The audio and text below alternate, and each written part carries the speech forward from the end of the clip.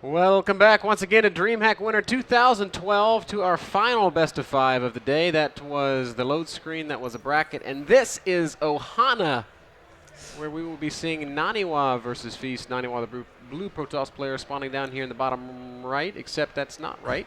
Actually, Feast it's is Feast. the blue player. Doesn't matter at all, man. There we go. You got 4 more games to get it right. I hope you get it right one time. Well, I mean, it was wrong there, Okay. so that's why I had to fix it. Good catch, production team. Getting it fixed very quickly. Feast blue in the bottom right, Naniwa red in the top left. Something you don't really hear a lot about anymore now that I suddenly think about it is like the whole Feast Grubby mentorship. You remember? That was a thing. It was a thing. Feast was one of the big stories in early 2012. He was winning a lot of stuff, or maybe not winning a lot of stuff, but going deep in a lot of tournaments, performing well. Yeah, certainly the Intel Extreme Masters tournaments that we casted. I think the first international tournament we ever got to see Feast was back then the Intel Extreme Masters Global Challenge in Kiev. He took out Hero back then. Hero was eliminated from the group stage. After that he qualified again for the Intel Extreme Masters and he made it to the quarter or semifinals once again in Where he Sao perhaps Paulo. more impressively took out Feast. No, Supernova. No, yeah. He took out Supernova in Yeah. the group stage. That's right. But Supernova did make it to the finals and Feast did not. 'Cause That's Feast, also true. I think Feast lost to Violet. I always like to tell the story of no, he didn't play Supernova in Brazil. He played him at the next tournament. Oh, that's correct. That is correct. He played him at the World Championship Finals, where he had the best run of all of them, as he finished top 4 in that tournament. That was so impressive. I mean, that was at the World Championship Finals in Hanover. Yeah, yeah. But I do like to tell the story often of when I was in Brazil, and it looks like Feast might play against Supernova because they were slated to run into each other. But he or Supernova 1 ended up going. I guess it was Feast that got eliminated prior to that. And they didn't get to play, but like it looked like they were about to play, and so I was like, "Hey, Dark Force, would you like to bet on Feast versus Supernova?" And Dark Force was like, "Oh, you will never beat Supernova." That's I a was bad like, Dark Force impression. yeah, I know. I can't do a German accent. Dark Voice is actually super awesome. You know, the Muslim has a great Dark Voice impression. I wish he was here. He's so good, man. Yeah, I'd have to practice my German accent, man. But Dark Force was like, "Oh, you want to bet?" I was like, "Yeah, I'll bet." And he's like, "How much do you want to bet?" I was like, "How about $100?" And he's like, "You want to make it 2,000?" I was like, "No." Dark Voice is pretty serious. And then about he's his like, "Come gambling. on, let's make it 2,000." I'm like, "Man, you're really not going to talk me into this."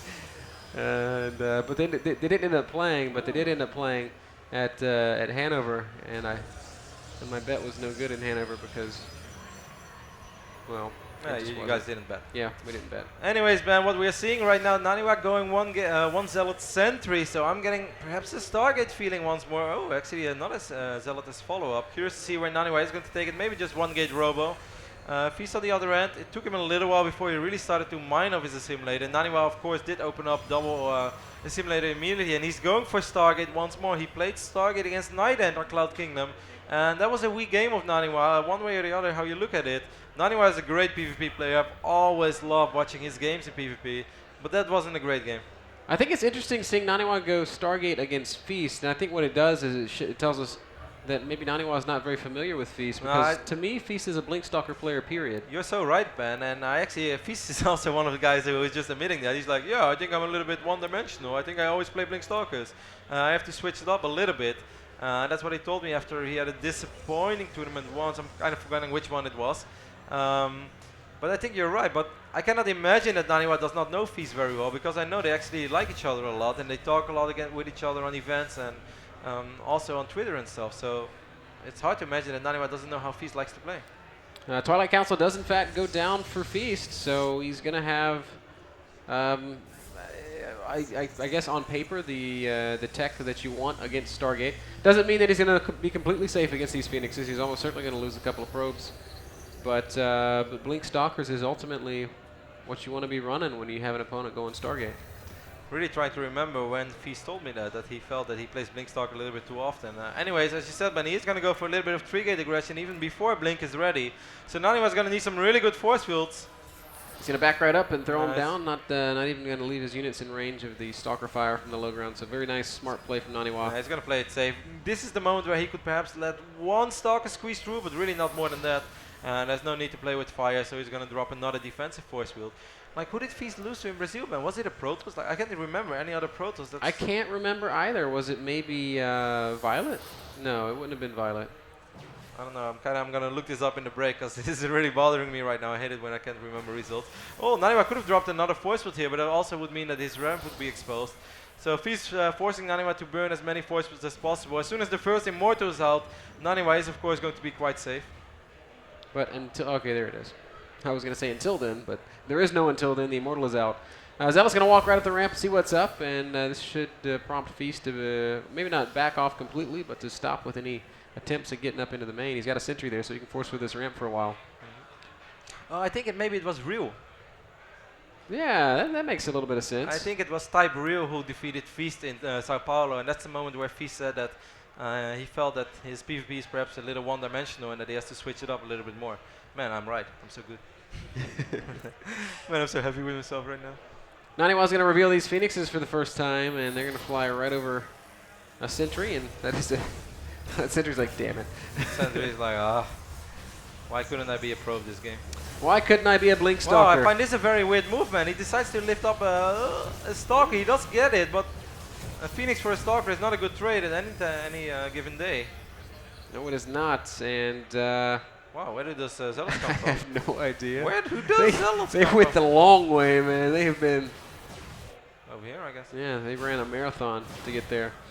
They're not going to do any damage. Nice control here by Feast. He's going to easily deal with the Zealots before they even touch a probe. And he's going to bring those Stalkers right back home. So it's going to be a 2-base Feast against a still 1-base Naniwa. Robotics Bay being wiped in right now for Nani, so that gives me the feeling that he's going to... Well, no, he has the money for the Nexus, so he's going to get the Nexus right now. Just wants to get a quicker losses transition. Flying around here, perhaps hoping to find an Observer. Observer is nowhere to be found. Feast has a couple of pilots all around the map. Of course, what Naniwa did do, Ben, is he picked up, I'm sure that people at home perhaps picked up on that he picked up the Stalker that was being wiped in. The moment the Stalker is wiped in, it takes double damage. So maybe this is why Naniwa thought, hey, I can pick up this Stalker really easily. But as you guys could see, the opposite is true. It still takes quite long for a Phoenix to take out a Stalker. And that's a lot of Stalkers out on the map for Feast. One of them getting run into the army of Naniwa, but I still feel with three Immortals, man. We saw it in the Naniwa game and in the Sasa game. Of course, Sasa and Feast had an amazing PvP on Ohana. yeah, oh gosh, it's just so many Stalkers there. How many is it? It's 19 Stalkers, Kev. And Feast wants to pick a fight. He's going to do a little bit of Blink Micro. No. He wants to pick a fight. And I think it's going to go okay for him. Naniwa is actually backing up pretty religiously. Doesn't look like he's confident enough to just engage this army straight up, and for good reason. These Stalkers are doing huge amounts of damage. Yeah. Naniwa's in some serious trouble here. Most of the Zealots are gone, Ben, and the Immortals really didn't deal all that much damage. Feast starts attacking his own Stalkers. That's not a good idea. Mutiny, but it doesn't matter. Big aggressive Blink onto the Immortals. 2 of them are down, 3 of them are down, and that's it. GG Naniwa is down 0-1. Man, Stargate play does not seem to suit Naniwa all that well, and I'm so surprised. As Feast just played this really well, but weird game by Nani. Yeah, interesting game. I know, I get it. Ohana is not your typical Blink Stalker map. Most players do prefer to play Robo there. That's why it makes so much sense to go Stargate there. But if there has been a trend in the last 2 weeks of StarCraft play, it is to go Blink Stalker on the maps that Blink Stalker is not very good. And it's going to go Robo on the maps where you're actually Blink Stalker. Well, on Antigua we still see Blink Stalkers, but what you're saying is also true. Blink Stalkers is really making a comeback on maps like Daybreak and Ohana. Yeah, it's cool to see. We're going to kick it off to another quick break, guys. We'll be right back. Game number 2, Naniwa versus Feast, will be happening on Cloud Kingdom. Do not go far, because we'll be back in just a sec.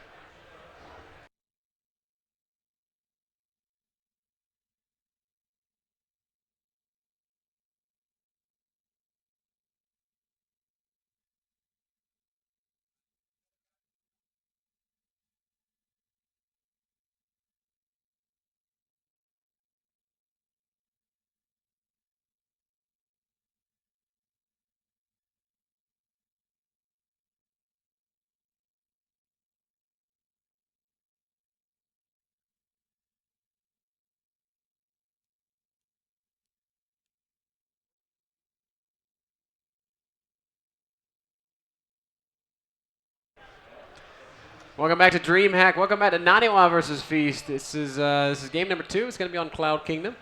I would love to speculate about the builds that will be common based on the map. I don't think we should do that. We're not going to do that. This is the first time today I actually want to talk about your kitty before I make another wrong prediction. Let's talk about Kitty. No, I don't want to talk about the Guys, kitty. you can see a picture of my cat. It's on Twitter. I just tweeted it. She's very cute. You know, the funniest thing is, guys, that Froden, our lovely colleague of the NESL, just tweeted you. I don't even think I saw it. you Yeah, saw I it. tabbed out. I saw it. And there's one thing that Ben always does. This is a true story. As you guys know, I work together with Ben at NESL in the USA, and most of the time, like I would say 9 out of 10 times, we drive home together. And when Ben, after a long day of work, it's 10, 11 p.m., Ben has a lovely girlfriend waiting for him at home. The first thing that Ben tells me when he enters his car is like, I wonder what Kitty is doing. And that's what he does every single time. And now every single time we go on a break and the microphones are muted, he's like, hey Kev, what do you think Kitty is doing? And it's really annoying. And Froden just tweeted that, so he kind of started to laugh. And the worst thing out of everything, guys, and this is a true story as well, is once we actually do arrive at home, which is like 3 minutes from our office, Ben's girlfriend is often sitting there and he's like, hey Connie. And then he sees his cat and he's like, Kitty! Ben actually loves his cat more than his girlfriend. I do, man. I love my cat. There's nothing wrong with that. It's not a crime to love your cat. Cats. Alright guys, game number 2 is on the way between Naniwa and Feast. Nani is of course our Swedish red Protoss on the right top side of Cloud Kingdom, while Millennium Feast is our Belgian blue Protoss. I won't say the former student of Grubby, but perhaps they still have a partnership going on. I don't know the details of that, but what I do know, Ben, is that both of these guys are incredibly good. And of course there is a lot at stake as well. If you just tune in wondering what they are playing for, this is the round of 12. The winner guarantees himself of at least $3,800 or 2,500 kronos. And of course the chance to go much further in this tournament. And the winner of this series, you should add as well, is going to play against the I won't say Australian, but Austrian sensation of this tournament, Munchie. Big shout out to Munchie, man. Yeah, he's been playing fantastically. We haven't gotten to see any of No, Munchie's games. I actually spoke with him at the play area, and he's like, hey man, do you know that none of my games will be casted on stream A or B? What the hell? Poor Munchie. He Yeah. wins the division. Munchie's like standing there, he's like, top 8 DreamHack win throw already. Nobody casted a single game. It's actually kind of sad. We'll make sure that we get to cast Munchie tomorrow. Yeah. We'll talk all about releasing the Kraken. Munchie is such a great guy. I can talk about Munchie for days, but He's awesome. He is a rock star. Like he is cool. when you talk about StarCraft rock stars, everyone wants to talk about Bling, but I mean Munchie is in the same Munchie league. is up there. Munchie, if you ever go to Vegas, you want to have Munchie and Bling as roommates. Oh man. I guarantee. Actually, you don't. No, you don't. You won't survive. You won't see the light of day. You guys know Hangover, like that times 6. Wake up the next day. Where is Rotterdam? Where am I? It's like you go Munchie to. and Bling wake up and like, what do we do with Kevin? The thing is, like, if you go to Vegas with Munchie and Bling, you wake up in Macau. That's how bad it would be. You go to Vegas and you wake up in China. You're like, Yeah. no, No, not this again. is not where I want to be.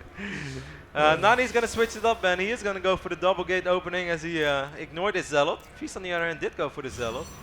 This is, of course, guys, traditionally a good Blink Stalker map, and Nani is a good Blink Stalker player. And if anything, what Naniwa likes, and that's something that we've seen in his PvP over the course of the last 3, 4, 5 months, is those timing attacks with Immortals, Sentries, and Blink Stalkers. He's not the type of guy who likes to sit back and get Colossus. He likes to make something happen. Yes, he does. As right now we can see Feast just kind of controlling the Zelnaga Tower, not doing too much else, but Naniwa looks like he wants to push out with his first couple of units. These first three Stalkers. Might even be bringing a probe along to plant a pylon. So I mean, perhaps two-gate aggression is something that we've seen from time to time, and it can work. You know, it all depends on the opening of your opponent. Feast in general, not a super greedy Protoss, as we can see. He's going to add 2 more gates. Naniwa already getting the Twilight, so he's going to get Blink much quicker than Feast in this game, and that is assuming that Feast does go Blink, but that's what I assume. That's what I would assume as well. There it is, Twilight Council going down, so it's going to be a little bit later than Naniwa, but not that much later. Naniwa's is about halfway complete. Feast's about a quarter of the way complete. It's ultimately gonna translate to just like 10 seconds of a difference in the actual Blink upgrade. 3 gates, Robo Blink Stalker, man. It can't be any more traditional than this on Cloud Kingdom. The same can be said for Feast. I'm curious to see if any of these guys are gonna add a 4th gate or not. I like that we're seeing Naniwa kind of return to playing Blink Stalker. Feast did at that 4th gate, didn't he? Or am I crazy? No, he with 1 gate. That's and the then he Twilight added 2 Council more. still building? Okay, Yes. yeah, that's what it is. My bad. No worries. Yeah, happy to see Naniwa kind of return into this because I think this is where he shines, right? When So true. when he plays against somebody that's just kind of doing the same thing as him, he gets to utilize his mechanics, utilize his tactics. This is going to be important already, Ben. Feast is going to find his spine, and is Naniwa going to try to defend his spine? And I think he does. He has more Stalkers out on the map than Feast right now, so Feast has to be careful. how he's gonna try to engage this. Yeah, Naniwa also has a head start on Blink. Don't forget that. He's gonna try to save this pylon. Oh, Feast, one Stalker is already in a little bit of trouble. Stalker's dead. Smart play by Naniwa. Oh, actually, no, it's not dead. Still so smart. I love the army movement there. Oh, this sentry is desperate. Leave me alone. And the Zealot is like, all right, man, take one for the team. You go left, I go right. The Zealot might end up dying as well. He's just a little bit too fat. He's not Marauder fat, but he's still pretty fat. As this Zealot dies, both players are gonna fall back. Blink is almost ready. Observer is on the way for Naniwa right now.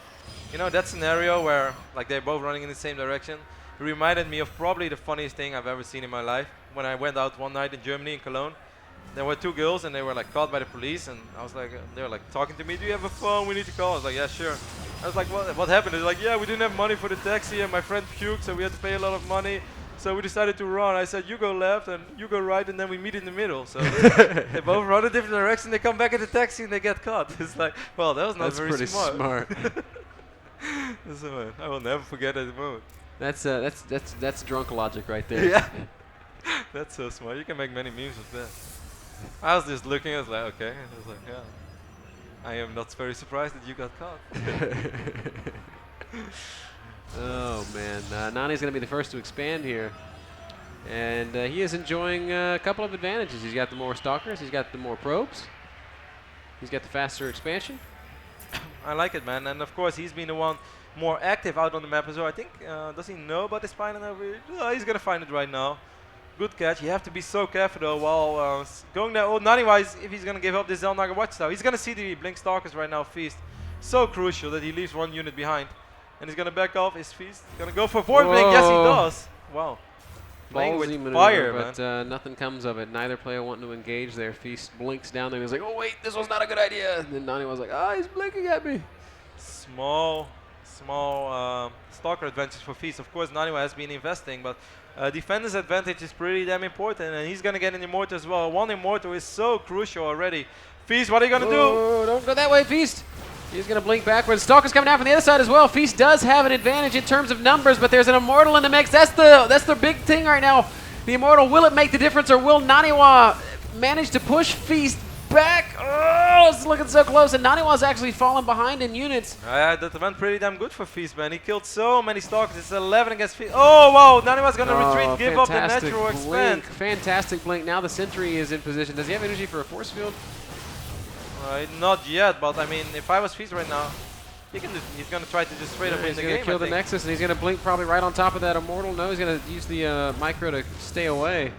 But he does deny Naniwa's expansion, and Naniwa's in some big trouble, man. He's down 8 Stalkers.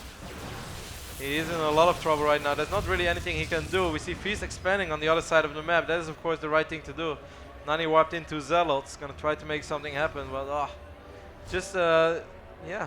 I mean, what can we say about that fight? An interesting way to engage by Feast with armies on two sides, but Naniwa didn't really have the perfect concave. I'm surprised he wasn't just standing over here. And the Immortal was kind of dancing behind the Stalkers, not really shooting.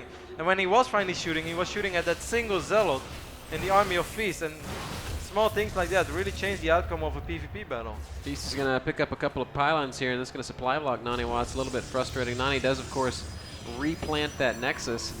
We see those two Zealots entering over here. But of course, Feast has a couple of units at home, so these two Zealots from Nani won't be able to achieve all that much. The units lost resource step. Tells the tale of this story. Wow, massive difference there. Feast has lost 8 units, Naniwa 18. That's a difference of about 1,700 resources. Yeah, and this is not ZBZ. That's not a bunch of links. Those were mostly expensive Stalkers. That's right. And Feast, with his now much faster Nexus than Naniwa, is looking very safe. I am so blown away at this just razor-thin sort of timing that Feast was able to hit. Naniwa invested in the Nexus. He had just kind of finished. He was just about to start benefiting from it, and that's when Feast attacked. It was literally maybe the only time that he could have done so. I would have loved to see 1 or 2 Zealots in the mix for Nani just to absorb damage, or if they would get annoyed, deal damage, and that would also make his Immortal already a little bit more precious. But right now it was just, Naniwa just was not positioned well. His units were kind of scattered all around the place, and then the Immortal, when it came in, it wasn't really fighting. Of course, this is a moment where he invests 400 minerals in the expand, and Feast did not. But he had the defender's advantage, and he had 1 Immortal. I think he could have made more of that fight. Feast right now sitting on about 100 supply. Naniwa at just 78. Both players have expansions now. And both players are adding that Robotech. Naniwa's going to go ahead and go up to Colossus, which is, as you pointed out early on, maybe not Naniwa's favorite way to play. Maybe not his favorite thing to do, but he doesn't have much choice at this point in the game. Exactly. I mean, if he would just continue with what he's doing right now, he would just fall further behind. As Feastus has a stronger army, so he's going to need to win the game with a different type of army, and that's Colossus pretty much his only option. But Feast is going to go aggressive right now, and he just has so many Stalkers.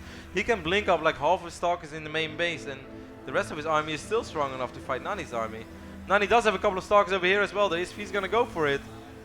He could. He absolutely could. Naniwa's going to be so careful about how he splits up his army here. As well. Nani has a lot of Immortals though. That's the only thing that's working for him. Yep, 4 Immortals against the 2 Immortals of Feast, but this is just an overwhelming Stalker advantage for Feast. 24 Stalkers to 9. 1 Immortal will get picked off. This is just great blink control from Feast. This is what we know him for. I like the hold position here by Naniwa. Naniwa knows that he needs to play a positional game. He's making a Colossus. He's trying to buy time for himself, but his army of Feast is so big. Yes, it is, and the Immortals are starting to work their way forward. Feast blinking up onto the high ground and starting to move forward aggressively on the low ground as well, and Naniwa's in huge trouble pulling the probes off the line, but it's not going to matter.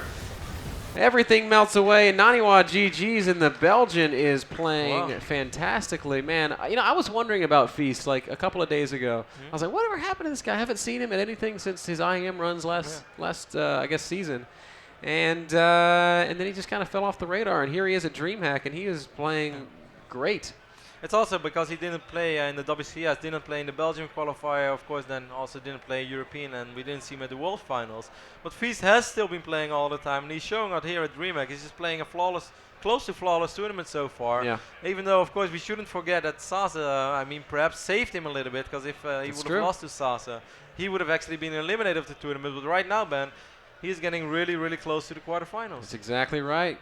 Guys, our third map between Naniwa and Feast is going to be coming up in just 1 sec. We're going to take a small break. We'll be right back.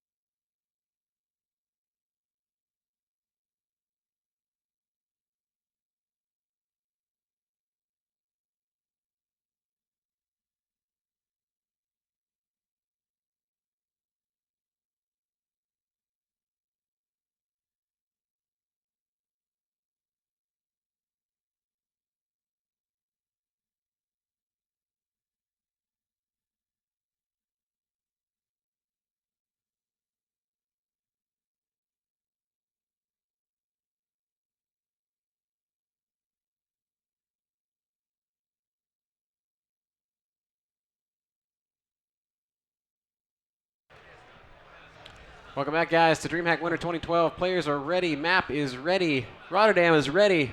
No, man, I'm not ready. You're not ready? No. Okay, let me just stop the countdown. No, let's man, we're rolling with this. Always ready, It's time to go. It's time to do this. Metropolis is the map, and this is perhaps our final map of the day.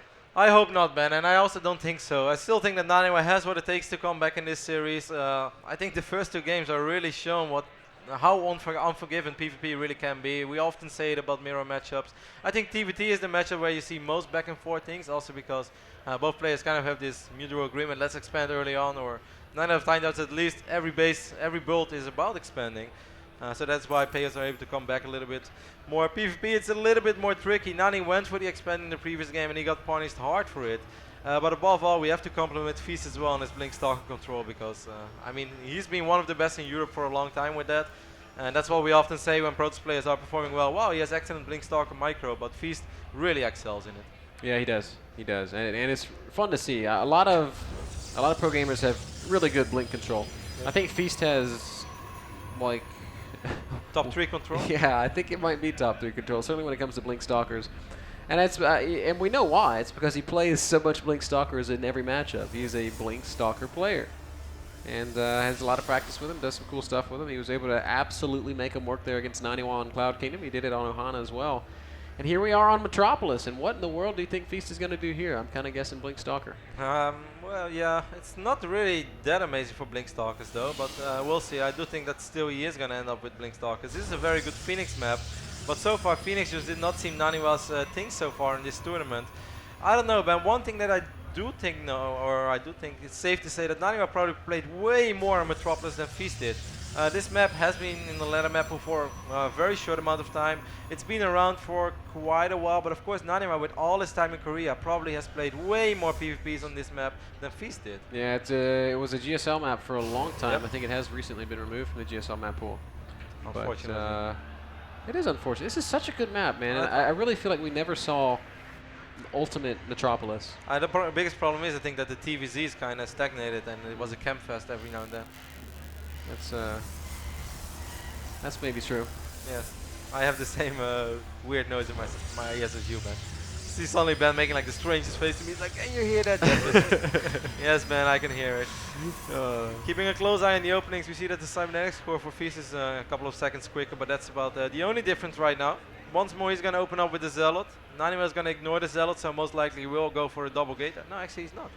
He's going to make a Zealot himself. Interesting, man. Naniwa is also going to scout a little bit quicker than he did on Cloud Kingdom, because I think on Cloud he didn't scout at all. Feast did scout a little bit before Naniwa, so he sacrificed a few additional minerals. I think something that we have to ask of Naniwa. This is a player who has always kind of been a little bit emotional, right? Yes. And we've seen that when things start to go bad for Naniwa, sometimes they spiral out of control. What do you think his emotional state is right now? I mean, he's made some comments in some games that he's played today that maybe he doesn't feel like he's playing his best StarCraft. Maybe he feels like this, but I really don't think that he's going to give up till the very end. I know how badly he wants to perform in front of his home audience. Like having a deep run at DreamHack has been one of the things that he wants more than anything. And as long as he has a 1% shot, even if this game he ends up losing 5 stalkers in the start and kills nothing, he's still going to believe. And I really don't think it's going to let him affect him too much. I do think that what he said earlier today might actually be true. Today we haven't seen the best of Naniwa, but as long as you're in the tournament, Ben, it doesn't really matter. He can still win this best of 5, he can still bounce back, and then it doesn't matter anymore. Naniwa once again going for a slightly faster Twilight Council than Feast. Feast hasn't actually thrown down any tech just yet. Just 2 additional gates, so kind of digging Naniwa's opening at this point. Do you think Naniwa's going Dark Shrine, Ben? He's got a ton of gas, Kev. I mean, it's a possibility. No, I guess not. He would have done it already if he wanted to. Yeah, you're right. He has so much gas. Feast is going to drop his own Twilight Council. Oh, he is. Wow. He could have done it a good 10-50 seconds quicker. Perhaps he wanted to wait until this probe would arrive in the main base. Now he did see the build of Feast, so he does know what he's playing against. So Naniwa's going to gamble a little bit, Ben, in the final game. We saw... Whoa, you cannot let this Zealot get too much information. And he won't. He won't. He should. This is risky though. I mean, if that Zealot would have run to the right, he would have seen it already. What's going down right now? Naniwa microing the sentry pretty well. Cannot lose the sentry, does not. Does not. Blink is being researched for Feast. He's got no robo this time, Kevin. Naniwa needs more sentries. That's what he does right now. It's going to be in time. Wow, you can see how early he dropped that force field. That was even a little bit too early. Yeah. Robo does go down for Feast, so... now he's waiting on pretty much till the final moment. Man, there's a pylon. Oh, Whoa, that's an incredible pretty force sick. field. Just a beautiful force field. But is And, it? but is I there don't enough know. damage output in this Protoss army for Naniwa? It's starting to look a little bit scary. Nah, it's good enough. With those two Stalkers and a Zealot over here, it's good enough. But Feast does get Oh, a and he scout up. spots the Dark Shrine. But Well, if he did clicked he? on it. If he clicked on it. He Ah, also I has the guess so. Robo down, and Yeah. he should be building an Observer Oh, immediately. Naniwa has actually Naniwa has a pylon over here on this side of the map. The robotics facility is not ready yet. If Nani warps in Dark Templars right now, he has a super small window. Force field being wiped in. Feast knows what time it is. Oh yeah, he's completely That's why prepared. first person view. He's not gonna take his eyes off this ramp. I can guarantee you that. Boom, nails it. Knows exactly what's up. Still no Observer though, man. Now it's started. I guess he just didn't quite have the gas for it. So Observer will be out shortly. Naniwa immediately expands. No, Observer is not out yet. Might actually take him 2 probes. He's gonna get at least a probe or two. 2, 3, 3, 3, 3. 3 it is. 3 it shall be. Blink finishes up for Feast. Now what's he going to do? He's gonna expand. Naniwa's gonna rely on the Immortals once more. I don't know. I mean, Naniwa has killed way more than Feast did so far, but Feast does have a slightly stronger army. Naniwa's already getting Blink, and the moment that Naniwa gets Blink too, I would say that that's the moment when he's gonna be able to compete with Feast. What did you think about letting so many stocks squeeze through? I thought it was brilliant, man. Yeah. I really thought it was a stroke of genius. Feast had just a couple units too many. I mean, it was still a slight miscalculation by Naniwa because obviously he thought the Zealots would just kill what got through. But I thought it was really, really cool. And at the end of the day, yes, Feast did scout the Dark Shrine, and maybe that's what allowed him to defend it so. Yeah, so I think otherwise he would have been in easily. so much trouble. Yeah. So I love what Naniwa was trying to do. I appreciate it, and I think he did something really cool, but it just didn't quite work out the way. I mean, at the end of the day, playing DT all comes down to seconds. Imagine if as soon as Naniwa had 250 gas, he would have dropped the DT shrine immediately. It's also true. Yeah, but then again, I think Naniwa wanted to wait until this probe arrived in the main base, and he actually saw what he was playing against. We see 3 more gates going down right now in the main base for Feast. One thing we can say for sure, though, that this game is looking better for Naniwa than it has done in any of the games so far. Yeah, he's moving into the mid game with a real Advantage. tangible lead, man. He's up 4 probes. He's got great tech. He's got a better actual fighting army than Feast does. So the only way Feast actually makes this, only way Feast makes anything of this situation is by outmaneuvering Naniwa. And it's going to be hard to do. There's not as much room on Metropolis to blink around as there is on other maps. It's really hard to make something happen, certainly when you play with the same units. But Feast is going to go much heavier on the Stalkers so far than Nani does. We see Nani trying to get as many Immortals out as possible. He does have Blink already, but only has 5 Stalkers, while Feast on the other hand has 12 Blink Stalkers already. Naniwa has to wait until these pylons are ready. Yeah, it's even 15 Stalkers for Feast now. He's just 16. He's just And warping Naniwa has in to be careful constantly. right now. He doesn't know that Feast is heading out in the middle of the map. Both players do have Naniwa blinks, is so Naniwa sleeping. should be able to get away. Oh, Feast being very smart about this is waiting until Naniwa blinks before he blinks himself. And he's going to blink forward. He's going to get at least 1 more Stalker. 2 more Stalkers going down. Man, Feast is constantly making great exchanges in these blink Stalker fights. Nani getting a little bit unfortunate there as well. 18 Blink Stalkers Oh, right now. God, Feast that's can force so field the ramp and many. blink into Naniwa's main. He has so many Stalkers. Where's the Observer, man? Oh, there's a really cool chance for Feast to make something awesome happen. Instead, he's just going to use that energy for Guardian Shield. These Immortals doing a much better job this time than they did on Cloud Kingdom. Naniwa needs to buy time for himself. He has more probes. He has 10 more probes. The longer this continues, the better it is. 1 more Immortals in production. If Naniwa goes up to 4 Immortals, man, I'm starting to feel good about him. Right now, Feast has a really big army advantage. He needs to force field those Zealots out. A couple of them do get through. The rest will be force fielded off. Oh, a single Immortal just blew the hell out of one of those Stalkers, man.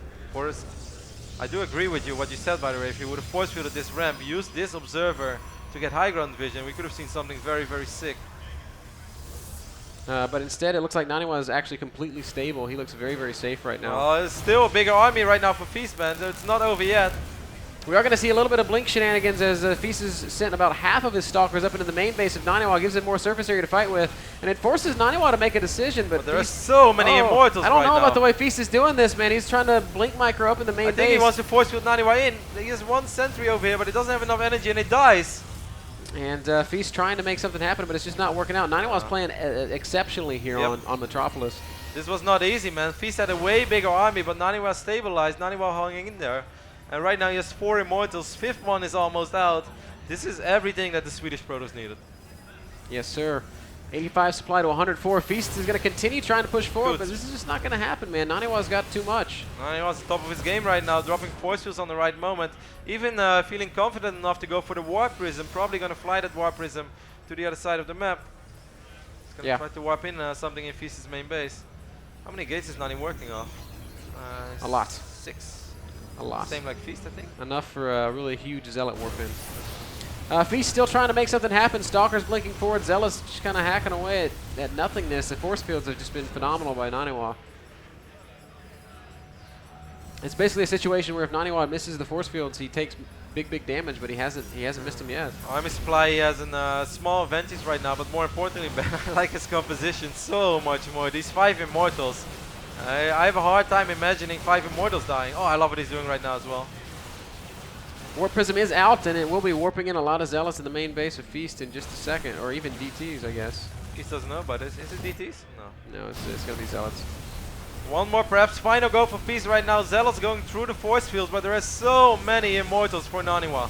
Yeah, too many Immortals for Feast to do anything about it, and again, the Zealots in the main base complicating things further. Feast not even bothering to react to this this action in this main base, just trying to warp in some Zealots, but Naniwa seems to be ahead of the curve on that one, and I think this game's wrapping up. Exceptional play from Naniwa here on Metropolis.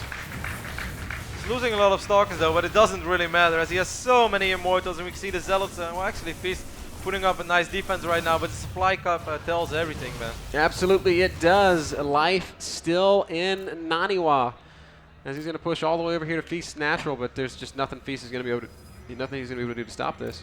Really solid game by Nani. Yep, exceptional. I think that's my word of the day, exceptional. Excellent.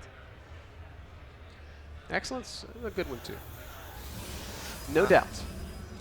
And he's going to use his Warp Prism to reinforce, going to drop some force fields. These Immortals just hammering through everything that Feast has right now. Yep, Zealot's going to squeeze through as well. Feast has no real sentries. Feast has no real answer to the Immortals, and Feast is going to be forced to tap out here. Great game from Naniwa on Metropolis as he cleans up the last of Feast's units. GG gets called. And the Swedish audience is loving it. Yes, they are. Swedes reacting to the Naniwa victory with a cheer and a whistle and a round of applause. And some guy yelling cats, so yes. Oh, great. I'm loving what you're starting. I'm not really a cat person, man. Honestly, most cats I don't like. I just like my cat. My cat's That's actually awesome. Not true. You spend half your working day looking at cats at the internet. Well, they are very funny. I like pictures of cats. They're hilarious. If I wasn't, I would never ever take you as an employee. I'm sorry. I mean, you're good at like event bases, but full time, no. All you do is look at don't be a cats. hater, mate. Don't be a hater. I look at cats and I still film more content than you. Oh snap! Yes. Short commercial break, guys. We'll be right back. I could make a very mean comment right now, but I'm just gonna be the bigger man and let it go. We'll be right back.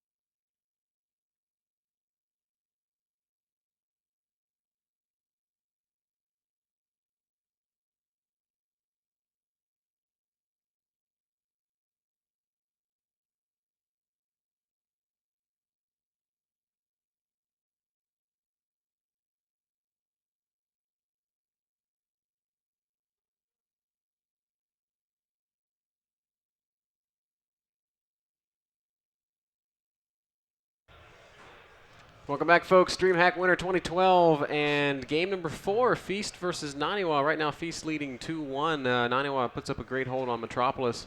As we move on to Antigua Shipyard, Naniwa's got to win 2 more. Feast only needs a single map to clinch his spot in the round of 8. This is the Blink Stalker map of all Blink Stalker maps, man. Even in this tournament, we've seen people just go standard Blink Stalker, so I'm curious to see what we are going to see. Feast, of course, excellent in Blink Stalkers, we said so many times. Naniwa is good at it, but Feast, I mean, that's his territory almost. That's his playground. That's how he loves to play PvP. So are we going to see Nani switch it up once more? Is he going to try to do something with Dark Templars? Or maybe just play straight up Robo? Or is he going to take the Blink Stalker fight? We are going to have to wait and see. I don't know, man. But I am curious. I'm like Startail curious.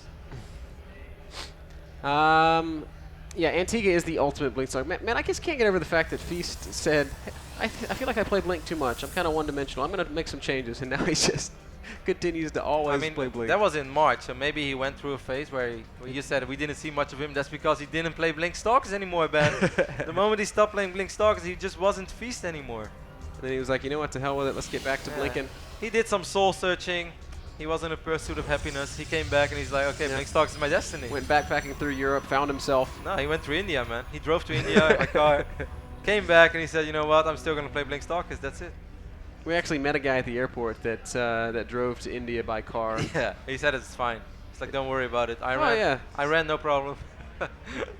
He said he drove through the Khyber Pass in Afghanistan. Yeah, that was a very, very special man. He was a special individual, no doubt about it. Naniwa is, of course, a Swedish Protoss in the left bottom side of Antigua, while Millennium Feast is our Belgian Protoss player, spawning on the right top side. Feast, who had quite a few good runs already in tournament, but never had that crowning international tournament victory. Naniwa, on the other hand, of course, won plenty of tournaments, but also finished top 2 or top 3 an insane amount of times. Actually, for quite a while, that's all that Naniwa did, like finishing top 2 in big international tournaments. Was kind of sad for him. He has since had a little bit more successes. Naniwa's had some really big wins in his career. He's one of the more successful foreign players on the planet. Without a doubt. Same kind as Feast, I would say, is one of the more successful Protoss players of 2012. Talking about Europe, of course. Doing a little bit of probe harassment over here. Naniwa is going for the double gate opening. Feast once more is going to open up with the Zealot. I'm a little bit surprised that Feast is not a big fan of this double gate opening. What are your thoughts about it then? I mean, from what I can tell, he's just a guy that goes his own way, man. He makes his own builds and he sticks with it. Maybe maybe this isn't the most optimal way to get to Blink Stalkers, but you know, so players just have their own spins on things they like. You know, Cats likes to 7-pool a lot, but he knows how to get into a 45-minute macro game with a 7-pool opening. He's running around with his Zealot, trying to see if anything really funky is going on. Of course, for us, this is looking all also casual and nothing crazy is going on. For these guys, there is so much on the line, and you have to check everywhere, because before you know it, you lose your designing game against the 4-gate. Just very recently, we casted a $32,000 4-gate game. That's one game that Rain is never going to forget for the rest of his StarCraft 2 career. He looked so mad playing the 3rd, 4th place matches. Yeah, he was so mad. I felt sorry for Sen, man, because Sen was getting all the hate of Rain. Rain, like, he skipped like 3 stages of Super Saiyan and like went to Super Saiyan 4 immediately. That's how mad he was. He did the fusion with MC. Oh my god. Well, I think the rest of the world can just stop being professional gamers if that ever happens. Twilight Council being wiped in, of course, by Feast, and same can be said for Naniwa on the other side of the map. Again, Naniwa's got a hell of a lot of gas, but nope, it's going to be exactly the same build. Yep. I was curious to see, Ben, if either of the two was going to try to skip the Robo and go for the 4-gate Blink Stalker straight up, which I would say is a weaker build, but you can actually win if you catch your opponent in the middle of the map, get one fight, because it's so hard to run away with Blink Stalkers. It's a very risky build, but if you know your opponent is going to go 3-gate Blink Stalker Robo, you might just be able to get that one favorable fight, and that's all you need. But if your opponent goes passive and makes Immortals, then you're kind of dead if you skip the Robo. But neither player wants to risk that. 34 supply for Naniwa, 38 for Feast. Everything is so similar, of course. They're playing almost identical builds, so that makes a lot of sense. The only real difference is the fact that Feast has made a couple of Zealots, whereas Naniwa has just been making Stalkers all game. Yep, Feast, of course, didn't really see all that much. Same can be said for Naniwa. The first Observer exchange is going to be so important as well. Who is going to get the Observer? Earlier today, we saw that PvP between Nani and Nighthead. Nani played fantastic against Nighthead on Antigua, where he took out that Observer in the middle, and small things like that are so crucial already in PvP. I cannot emphasize enough on how much a single Observer can change the outcome of a game. Yeah, vision is everything. I think more so in Protoss matchups than in any other matchup in the game, because I mean it's just controlling space, keeping your observers alive, staying aware of where your opponent is and what he's doing. And both players are moving out right now. Feast very, I would say on purpose, added those zealots. He's going to move out with the sentry. He wants to take a Blink Stalker fight in the middle of the map and then have the advantage of Guardian Shield. Man, this is going to be a really interesting fight where Naniwa is of course going to have more Blink Stalkers, but Feast is going to have an army that potentially... Oh, Observer Exchange! Wow, big blink by Naniwa. He's just immediately going to go forward. Feast is not fighting with all of his Stalkers. This looks pretty good for Naniwa, but Zealots and Guardian Shield force him to turn around. The problem is, man, once you go for the offensive... Oh! And the Observer gets picked off as well. That went way better for Feast. Yeah, he was behind in Stalkers. Now he's even in Stalkers, and he still has the Zealot and the Sentry. And he picked off the Observer, most importantly. Has that high ground vision. This is a very low HP Stalker, and Naniwa knows that he's going to back it up. Oh, picked off the Sentry right there. Good move by Naniwa. Very odd game here. I mean, Naniwa goes for a forward blink. The moment you go in forward blink, of course you have a cooldown on all of your Stalkers, and this is the moment where Feast is able to micro his Stalkers away. Naniwa has not, and it's almost impossible to kill a Stalker against a high-level player like Feast. Naniwa is going to warp in 2 Zealots over here, though, on the other side of the map, which is going to get a great scout up, but more importantly, maybe kill a couple of probes. Yep, Feast seems aware of it, though. He's got a Sentry being warped in right now. A little skirmish micro on Naniwa's side of the map. Man, Feast is fast. This guy's averaging 300 APM. Oh, he warped in the Sentry to protect against these Zealots, and then they walk up the ramp anyway. Oh, that's such a good warp in here by Feast. A good force field, good warp in. Very nicely done. He'll warp in a second Zealot. Might lose a single probe, but that's going to be it. This game reminds me a little bit of Cloud Kingdom Band, but this time Feast is the one who's expanding, and Naniwa is going to expand as well, so Naniwa doesn't want to let it all hang on to one attack. So I think it's safe to say right now that Feast has a minor advantage. I would agree with you. Slightly faster expansion. He's got even Stalker count, even pretty much in every regard. Still has the Observer. Naniwa might be able to find a pylon over here. Wow, that's good game sense. Really good. He sees it. Whoop. So that's a nice pickup. Curious to see if he leaves one Stalker in the middle. Yes, he does. Maintaining that vision that's so important. We've been talking about it all weekend. Vision is everything. Seeing is believing, man. Imagine trying to play chess with a blindfold. Well, there are people who do that, and they're really good. Yeah, but like without knowing what the other moves are? These people probably still beat me. I'm so bad. They'll probably make a lot of invalid moves. He's like knock the pieces over. Yeah, it's like, you can't do that. Or like you can just trick him all the time, like actually move his pieces. It's probably what I would do. I'd be so mad if I would lose. Man, I suck at chess. It's really sad. Feast is moving out right now with 13 Stalkers, 2 Immortals, and 4 Zealots. That's pretty much the different one. He has 3 Stalkers more and 4 Zealots more. His army is really quite a bit bigger, but of course Naniwa might have defender's advantage.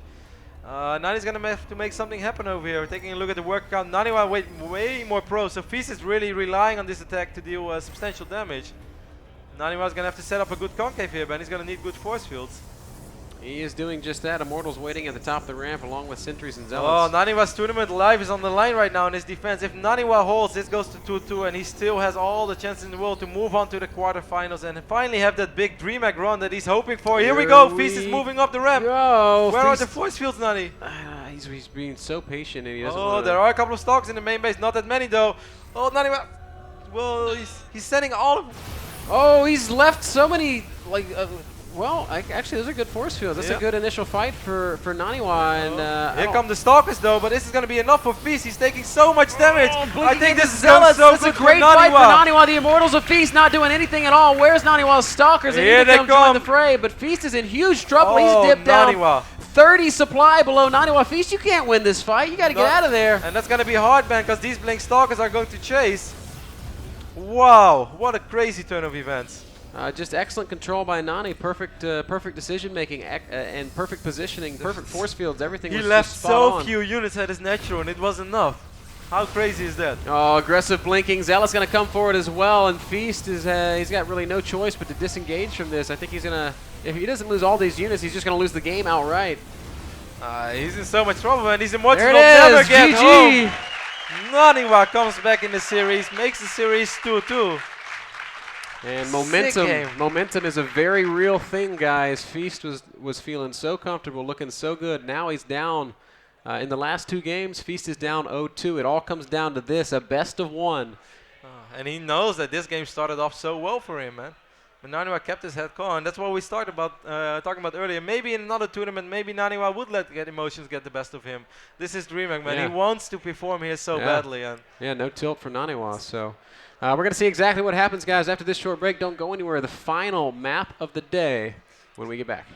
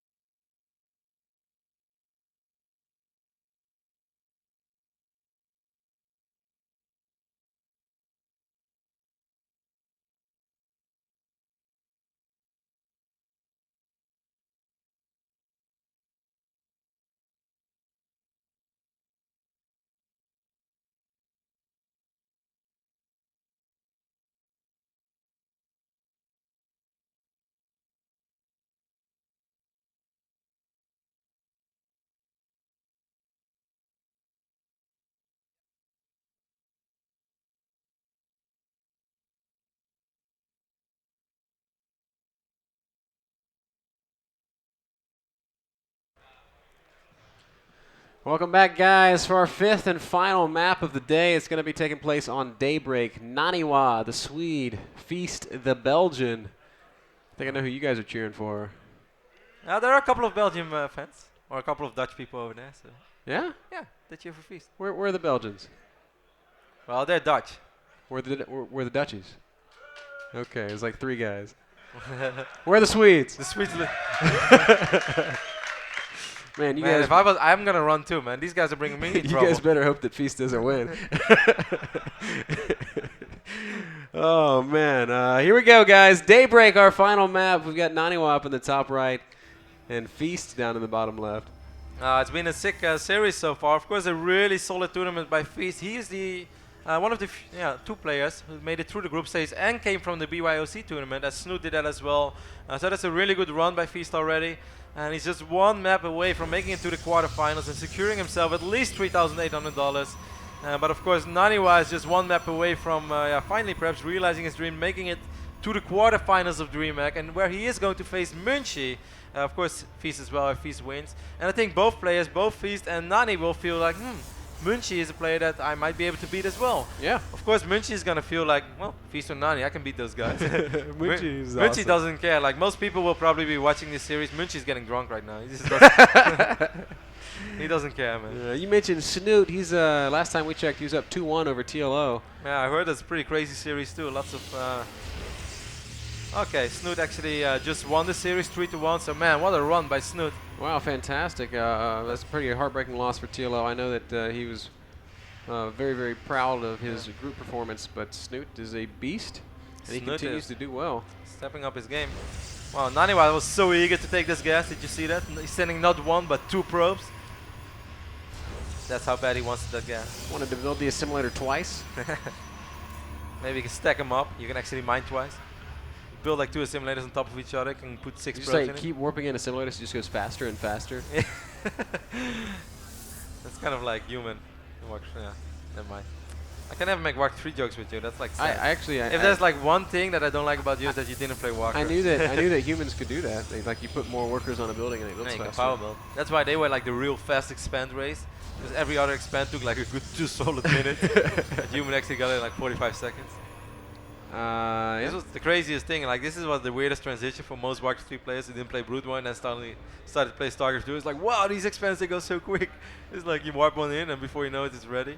I've often wondered why Terran can't do that in StarCraft 2. I mean, Yeah, obviously it would be ridiculous with the game balanced the way it is right now, but like, Yeah, but you could balance it around. yeah, I It, think it so. creates a couple of cool things. Creates Yeah. cool timings.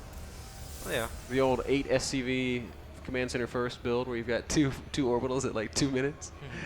But just imagine how quick you can get Banshees and stuff. Oh man. Or just Hellions, just run Hellions to the Protoss base. Once more, Naniwa's going to delay the scout a little bit. Naniwa's playing different again, man. This is going to be the Zealot Sentry opening, so this is safe to say, at least for now, not a Blink Stalker build. Unless he's really going to mess with Feast's mind. Feast on the other side of the map is going to go for Zealot Stalker, so...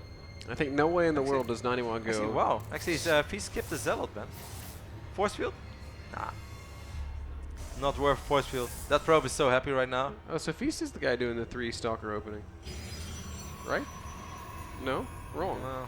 So it could have been. He's got the double gate. But instead he's going straight to Robo. Naniwa's also going straight to Robo, so... Ah, so we might actually see some Speed Prism action. I think if both players figure out what's going on, I wouldn't be surprised to see either of those two guys going for 2 Immortals and trying to get a Warp Prism, then researching Warp Prism speed. If you play Robo against Robo, it's so extremely good because both players are going to be low on gas, so there's not that many Stalkers. And even the amount of Stalkers that you will have, they're going to have a hard time dealing with 2 Immortals, man.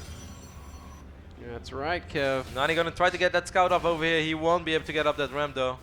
The gatekeeper said no. No, Feast even trying to hide the sentry. Didn't want Naniwa to see that. Wants him to feel like he's still playing the same way. I think it's so crazy that Feast plays one style for 4 games, and here in the deciding map, he's going to change it up. I wonder if that has to do anything with the outcome of the previous 2 games. It might be. He might be feeling like Naniwa's kind of figured him out. Wow, if he's going for an expand already, it actually seems like both players going for a ridiculously quick expand without knowing what the other guy is really doing. Oh, Feast, no. Feast changed his mind, man. Feast gonna go Speed Prism Immortal. He's gonna go aggressive. He has a pylon over here up already in the right bottom side of the map. It looked like he wanted to expand. Okay, he's still gonna expand. Yeah. Just a little bit later. So far so good for the Swedish Protoss. I'd be happy with this. Observers, hello. Hey, man. How cool would it be if the observers could only attack the other observer? I like your idea for allowing them to have like a kamikaze upgrade where you just like crash into things. Yeah. There's nothing wrong with that. It would do like 15 damage. Oh, Feast immediately drops the Robo Babe, and I really think that is for Speed Prisms. Like, I cannot help to feel that way. Yeah, I would tend to agree with you. It's usually... Second Immortal is on the way. I mean, he saw the other observer, so he knows that Naniwa's also playing Robo. Naniwa's getting Robo Bay as well. Might get Speed Prism against Speed Prism. Then it's really going to get... it's going to all come down to multitasking. We can see that Feast has a small worker lead. But of course, Naniwa's Nexus was quite a bit quicker. So if he's going to go into double pro production, he will know, or he will be able to catch up. Naniwa knows what it is. Wow. That Immortal's eager, man. He returned to serve. I didn't realize how Egyptian Immortals looked until you zoomed in on one earlier today. They are like... They look like pharaohs, man. How's the favorite, how's that famous pharaoh called again? King Tut? Yeah, King Tut. Hello. He's actually the only pharaoh that we've ever found that had his treasure stuff still with him. And it was so like so much treasure, and he was a relatively unimportant Egyptian pharaoh. Wow, Ben, Naniwa is what's Naniwa gonna do? Okay, never mind. For a second, I thought he canceled this plan. Both players, of course, going for Speed Prisms. As we saw, Prism going out on outer map. It's all gonna come down to multitasking right now. This is not build order lock anymore, Ben. Both players doing the exact same thing. Here is the War Prism of Feast. On the bottom side, we're gonna see the War Prism of Naniwa. Can you spell mirror for me? M-I... Cats? Kitty? Prism is going to be making its way down to the main base. There's just no anti-air on either side, man. It's going to be sentries. This is defending bizarre. against Immortals. If I was Naniwa, I would actually warp in a couple of Zealots. You might as well. Feast is going to warp in a Zealot to soak up damage. This is not enough to kill these Immortals, Feast. No, it's not. He's going to have to pull some probes or something. I don't know what he can really do. At the same time, Feast is showing up in the back of Naniwa's natural. Later, though. Naniwa knows what time it is. This is better for Naniwa so far. Way, way better, I think. Oh, it's been phenomenal for Naniwa thus far, and he's actually got Zealots up on top of the Immortals of Feast. So Feast trying to change it up a little bit. He's going to be punished for it. Prism takes massive damage. Naniwa's Immortals are still untouched, man. I think this game might be over already. No, Feast still has a worker lead, but that's about it. Colossus, be careful. These guys are way stronger than you. The Immortal is the like, actually, these two Immortals can kill this. As bizarre as it sounds. They have so much damage on Stalkers and Colossus. Of course, on the other side, this is still going on as well. Oh, Feast is gonna... almost sacrificed his units. I think they're Probes coming in now as well. These guys are pretty much dead. War Prism's too low to fly back into the action. One Immortal is going to go down. Naniwa still active with his Prism as well. Okay, Feast is dealing a pretty sick amount of damage as well. One Immortal did fall. He's pulling the probes right now. Feast still having a minor work lead. Colossus coming in. Immortal versus the Probe, and the Probe gets the kill.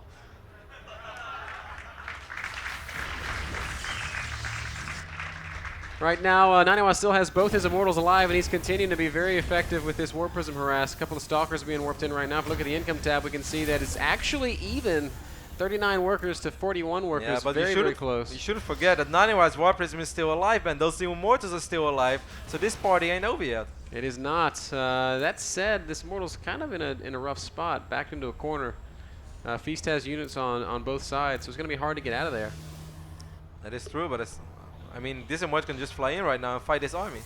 These two Immortals are stronger than this little army. That's right, and it is going to come right Oh, forward. the War Prism taking so much damage though, but nice micro by Naniwa. He saves the War Prism. That's fantastic Bizarre control. play. The two Immortals end up killing the Stalkers that were there, and the Prism is Oh, going Nani! to pick right back up. Wait to the last possible second. He is going to lift up and get out of there. Great play, Naniwa. Whoa, Naniwa.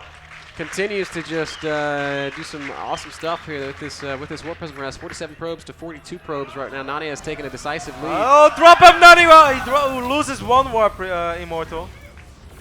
And the second one is, of course, going to go down, but not before he kills the Stalker. So, all said and done, if we look at resources lost, it was Feast who lost so much more. But if we look at the income tab, they're still almost even in workers. If we look at the units tab, they're basically even in units. Take a look at the Colossus count, it's quite even. So yeah, this game is not over yet after Naniwa ended up losing both those Immortals. Still pretty sick game so far, loving it on either side. Thermal Lens, of course, going down. Feast is a little bit quicker with +1. Both players immediately realizing what kind of game this is going to be. If you attack too early on, you're going to lose. So we see both guys ending up that second robotics facility. Naniwa is going to get 2 cannons in the back of his base. Perhaps afraid that Feast is going to try to do the same thing all over again, but the opposite is true. Feast is just going to Chrono Boost out Colossus. Yep, they're both going to be sitting back and playing very passively for the time being. Games that go down this sort of a path on Daybreak often become incredibly epic. We might actually see motherships in this game, man.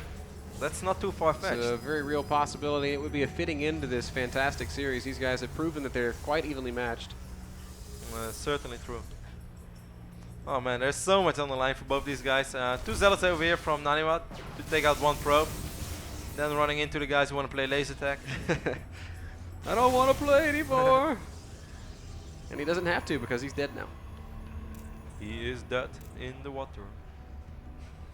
You know?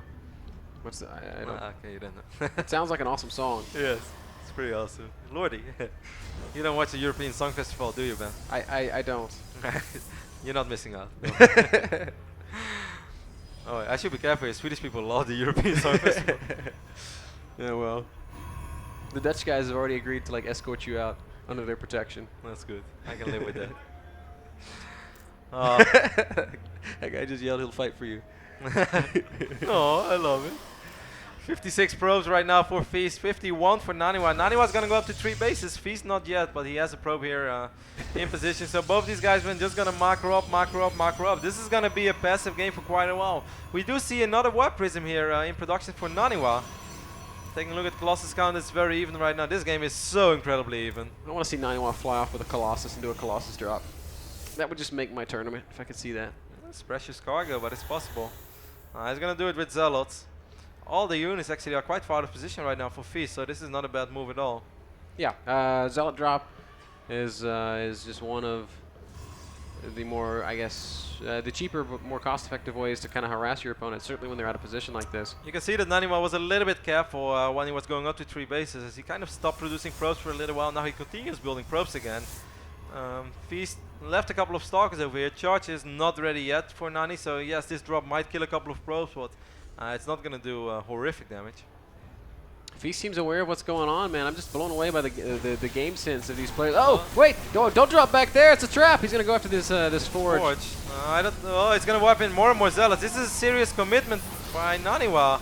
Good force field over here by Feast. So smart. And Naniwa is not going to be able to get a lot done. Well, Forge is taking a ton of damage. The Forge is maybe going to go down. Oh, that Zealot got stuck. Wow. That went good for Feast. Only Feast pulls ahead 20 supply. And now Feast is trapped with a couple of Zealots. Feast like accidentally like kills his own forge just to break out. It's like, oh wait, I wasn't supposed to do that, was I? No, he kills the pylon, walks right out of there. It's 165 supply for Feast against the 152 supply of Naniwa. This is an incredibly even game, guys. I am waiting for the Stargates to go down, man. Of course, that will be a really big investment, and that's something you only do when you really feel confident that your opponent is not going to attack with a maxed out Robo army. But I wouldn't be surprised to see Stargates go down at all. This is Daybreak after all. Naniwa's +2 just finished up as well. A little bit quicker than one of Feast. Yeah, and he immediately starts +3. He is serious about keeping up in these upgrades, or at least creating a lead for himself in these upgrades. He's going to have about a 40-second upgrade advantage. We can see Naniwa right now is going to go back to producing Immortals. Feast does the same. This is something that Rain has shown the world at a certain moment. Of course, we knew about that already, that you're not going to build 16 Colossus anymore. Those days are kind of over. 8, 9 Colossus is pretty much a magic number. After that, it's really not bad at all to have 8 and 9 Immortals in your army as well, with a couple of Archons. That seems to be the ideal Protoss or PvP army composition these days. But of course, if you find a window to get a mothership out, it can be devastating. And I think it's still something that we could very realistically see. Feast immediately starts his +3 as well. Naniwa is making so many gates right now, Ben. 7 additional gates. Love it. I love it. It gives him a ton of utility later on. He's not going to max out as fast as Feast, but it doesn't really matter. Feast isn't moving across the map. Both players will max out. Feast has 8 pros more. This is something we have to take into consideration when that final fight starts. And of course, unit composition is going to matter so much. There are 18 Zealots right now for Feast, only 10 Zealots for Naniwa. I kind of like that, because you know those Zealots are just going to melt immediately. They will evaporate. Yep, Colossus and Archons, they kill Zealots pretty quick. Fort base going down for Nani. Of course, we saw that on the other side of the map going down for Feast as well. Feast decided to add 1 more Colossus in the mix, so he's on 10 Colossus. Naniwa is on 8, but that is on purpose. If Naniwa wanted, he would have added more Colossus, but he feels that 8 is his magic number. He has instead been switching over into that Immortal production. Feast is, of course, also doing the same. Completely maxed out, just going to start banking money at this point in the game. Feast working off 2 forges, by the way, so he's going to have the upgrade advantage. Well, actually not yet. He's on 2-1 upgrades right now. Naniwa's on 3-0, getting the first armor. Naniwa's going to try to make something happen here, Bennett. Of course, it's so hard to attack on Daybreak. Very difficult. Feast sees this coming. He's setting up the concave. Nani? That Zealot got zapped once and he was dead. Here we go. Actually, Feast is coming forward as if he wants to engage this. Naniwa's fallen back. Well, Feast already lost. Oh, Nani! Well, Nani killed his own Colossus. I see that. I was going to try to rationalize it and say he did it on purpose, but then he started a new Colossus, so obviously he didn't. You did not kill your own Colossus on purpose. Wow, Naniwa actually killed a lot of probes here, or at least killed... Yeah, he killed 15 probes. Naniwa's being active with harassing all around the map. Throughout the entire game, he killed 34 workers.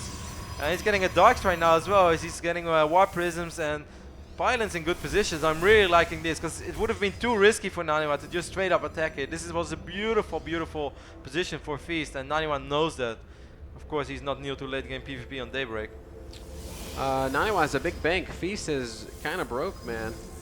Yeah, he lost a lot of probes.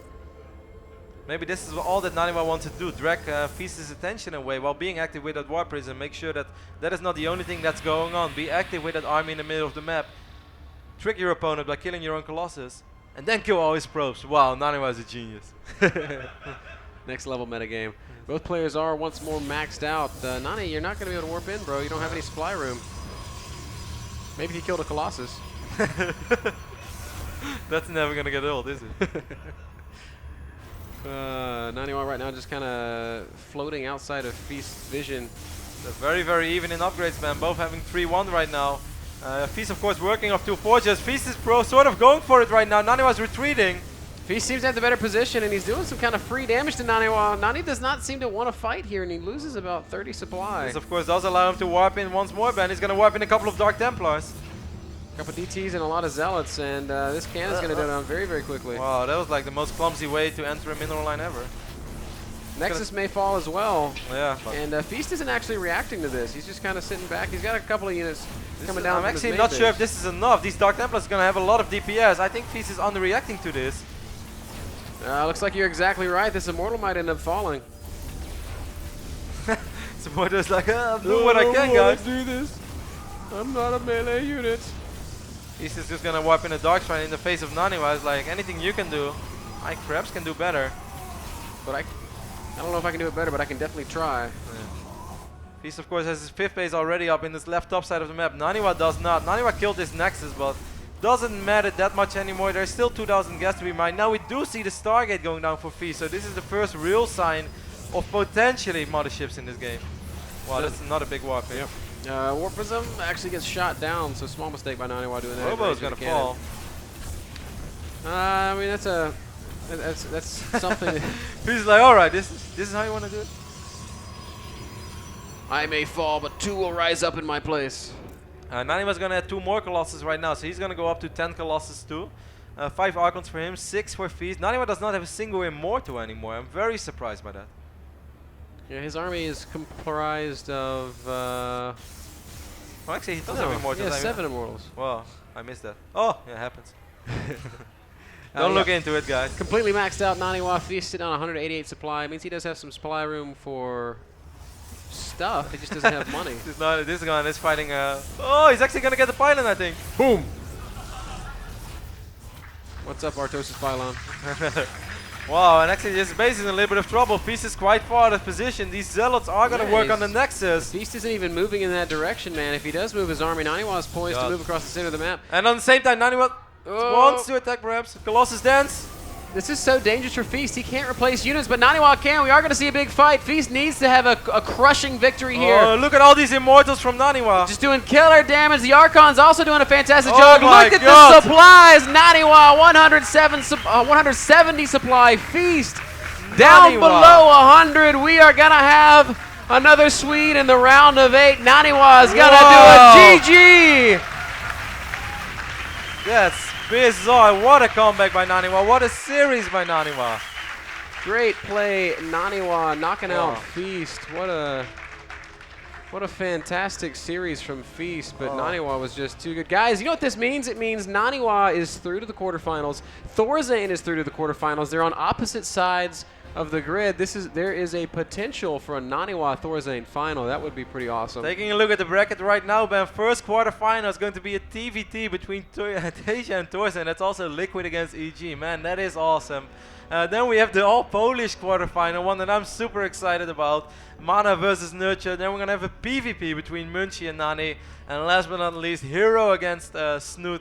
Sick.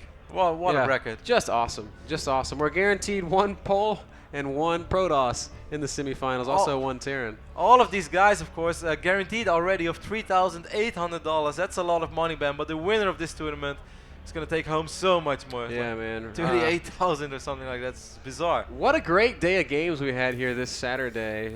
Just some awesome storylines developing. Mana versus Nurture is going to be incredible. Tasia versus Thorzane is going to be incredible. Munchie versus Naniwa is going to be incredible. Snoop coming out of BYOC. Now he's running into Hero in the quarterfinals. Oh, I really love both quarterfinals we discussed it. I mean, Nurchill showed some really next level play against Freyr, who is sort of his kryptonite, his nemesis. Like, not many people might know about this, but Freyr beat Nurchill way more than the other way around. But when it really mattered, Nurchill stepped up his game, played fantastic StarCraft. That's right. And then Naniwa being down 2-0, perhaps in some situations he would have raged a little bit, but I said it as well. I still believed in Nani after he was down 0-2. I thought he might go on tilt. I thought he might sort of, fall apart there, but he really actually pulled it together and showed that when the pressure is on, he can actually be a better player. Not a DreamHack, man. Yeah. Wow, Naniwa, what a day. Great play, Naniwa. Guys, we start at 12 p.m. tomorrow. That's noon, Central European time. If you're on the East Coast, well, you're going to be asleep still. If you're on the West Coast, and you might be still staying up from the night before. And if you're anywhere else in the world, then I don't know what time it's going to be where you are, because but you better watch. Time zones are hard, but you better tune in anyway. It's going to be so good. We're done. It's been a blast. Please follow us on Twitter, twitter.com/Rotterdam08, twitter.com/MrBitterTV. Head over to my Twitter. You can see a picture of my cat. She's very cute. I wonder what Kitty's doing right now. She's probably playing with string. See you tomorrow, guys.